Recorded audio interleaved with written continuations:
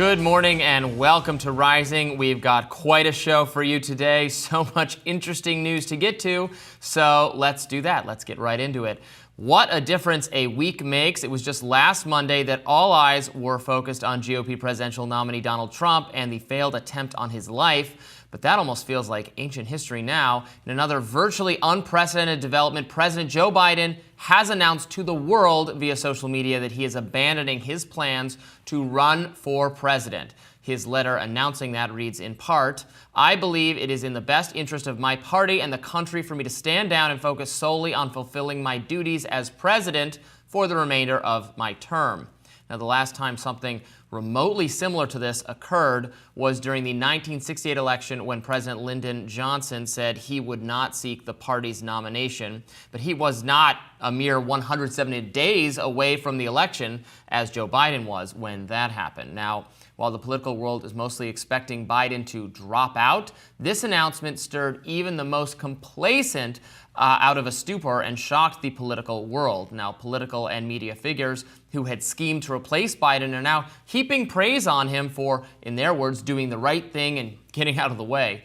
Former President Barack Obama wrote that Joe understands better than anyone the stakes in this election, how everything he has fought for throughout his life, everything the Democratic Party stands for, will be at risk if we allow Donald Trump back in the White House. It's a testament to Biden's love of country.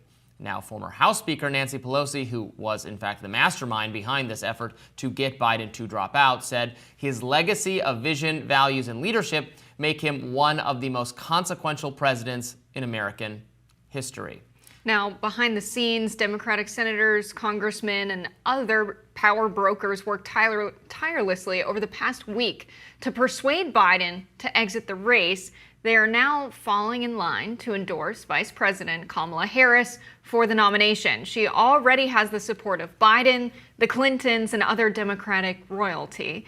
But there are currently more than 153 Democrats backing Kamala, and the number is sure to grow. Others, including former President Barack Obama and Nancy Pelosi, have not yet thrown their political weight firmly behind Kamala. Marianne Williamson seems to be the only Democrat who's mounting any sort of challenge to Kamala Harris. Rumors had circulated yesterday afternoon that Senator Joe Manchin was considering a run, but he put an end to that speculation this morning, saying, "I'm not running." Meanwhile, money is pouring into the Democratic campaign coffers. Sunday was the single biggest day for online Democratic donations in years. More than 50 million came in, according to the New York Times. Donations soared from 200,000 an hour before the president stepped aside to 11.5 million in a single hour. Excitement is in the air. So here we are. Joe Biden has gotten out of the race, and it is now going to be Kamala Harris, I would expect. That's who Joe Biden has chosen. You know, obviously there's been a lot of discussion about an open convention, and what about Gavin Newsom? What about Gretchen Whitmer? What about some other people? No one is speaking up and saying, I'm going to make a go of this. They're all falling in line behind Kamala Harris. So it's overwhelmingly likely that that is going to be the Democratic presidential candidate. So here we are. I obviously did not think this was, even up until seconds before Joe Biden said he was getting out, I still didn't really believe it was going to happen because his desire to hold power and seek a second term were so strong, and it seemed that nothing was going to shake him. But he was, I think, ultimately forced out by a combination of elite pressure from senior Democratic figures like Nancy Pelosi, and it sounds like behind the scenes Barack Obama. And then also the media has been relentlessly critical of him for the last month, ever since the debate performance. We saw what effect the media can have on a Democrat when they're treating them as harshly as they've treated Donald Trump for the last 8 years. And then also the fact that the donor money was entirely going to dry up. There was even more devastating poll numbers coming out for Joe Biden, that the race was really slipping beyond his grasp. His potential to defeat Trump was evaporating. So he is gone, and we will have, he's not leaving the presidency. He's going to finish out his term, which Republicans are saying is, well, wait a minute, if he's cognitively unfit to run for re-election, how can he be the president right now? And I saw like Nancy Mace wants to introduce a motion calling on the cabinet to invoke the constitutional provision to remove him and all that kind of thing. So that there will be plenty of discussion of that on the right. But what do you make of all this? Well, it doesn't feel good to be right. I wish he had dropped out much sooner than this point in the race, to be honest with you, but it's fascinating to see it play out the way I thought it would. Nancy Pelosi saying things like we could do it the easy way or the hard way. Crazy coming from Nancy Pelosi, but behind closed doors, it sounds like a lot of the reporting that Democratic loyalists to Biden were like, this is ridiculous vibes-based reporting. None of this is true. None of this is really happening. Turns out it all was. So DMs are open for apologies. But I think it's shocking to see.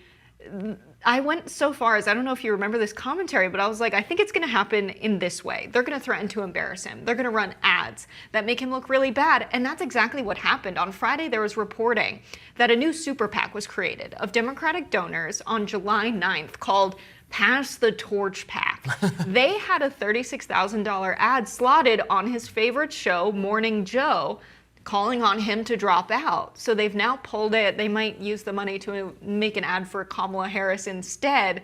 But very shocking that it played out exactly how I thought it would. Yeah. Now they're flattering him. They're heaping all this praise. I can't tell you how many people I've seen, Democratic aligned people, Democrats, media figures saying, what a patriot, what an America first move, he did the right thing for the country. And to believe that, you have to be a figure of the Democratic or liberal thinking that it is a good thing for Democrats to defeat Donald Trump, which obviously is a view that many people have, also many people don't have. But so if you're convinced that it's important for another Democrat to win, then I guess this was a patriotic move because it's so fundamental. But I don't know. I find the whole rhetoric a little off-putting. Okay, you are on one team. You want your team to win. You convince Joe Biden to do a likelihood of our team winning, maximizing move.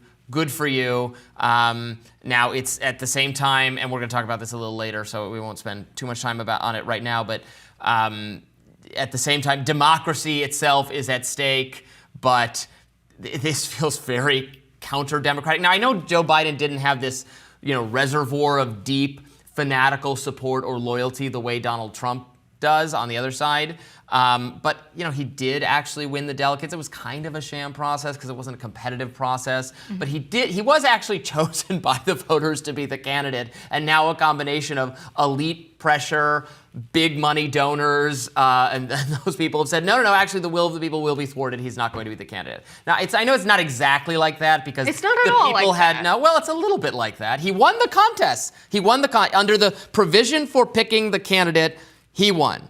Was it a competitive process? No. Was the process good? No. But he did win the process. It's kind of like when people complain that, but we won the popular vote. That should be who's president. Well, no, sorry. Maybe it should be, but it's not the system. Well, a federal judge ruled after the 2016 election that within the Democratic National Convention, delegates don't have to actually vote for who the people sent them there to vote for, for who the people voted for. That's also similar to the Electoral College. But a federal judge said, actually, no, this is party business. The DNC lawyers argued and the court affirmed that they could go in a back room and smoke cigars and decide who the candidate is. That's essentially the primary we had. They said Joe Biden's the nominee. Florida didn't even hold a primary. He was uncontested in a lot of states. So this was not a meaningful or real election. And Republicans are saying it's against the law. A federal court already ruled that actually, no, it's party business, and any it's not against the law, but now election laws don't apply. Right. It's not against the law, clearly, and it's not baked into our founding documents. It's not the will of the that people. has to be done this way. And it's not the elites on the other side. No, this is a smoke-filled room saying, we've read the polling. We have concerns about Joe Biden, even though, again, he won all the delegates. So now we're putting someone else in. You're out. You're in. It's the smoke-filled room. You can be fine with the smoke-filled. You can. Well, they pressured him to do it. You can be fine. You can have no problems with the smoke-filled room, but it is a smoke-filled room. The national polling shows that it's the popular decision among Democrats that they want him to step down.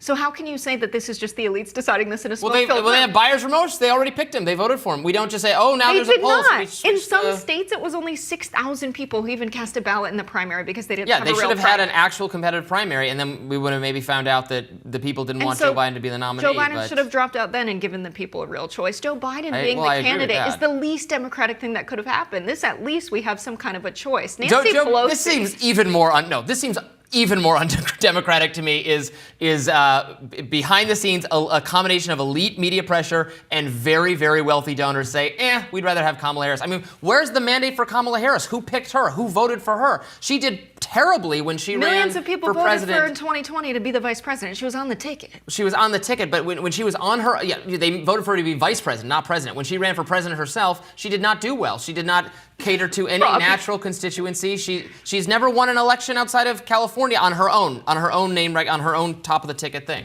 I think what we're going to see happen is a lot of people turn out and vote for Kamala Harris. A lot of people have organized already, and She's totally we've seen untested. the polling show that the majority of Democrats wanted this to happen. They didn't have a real say in who the candidate was this time around.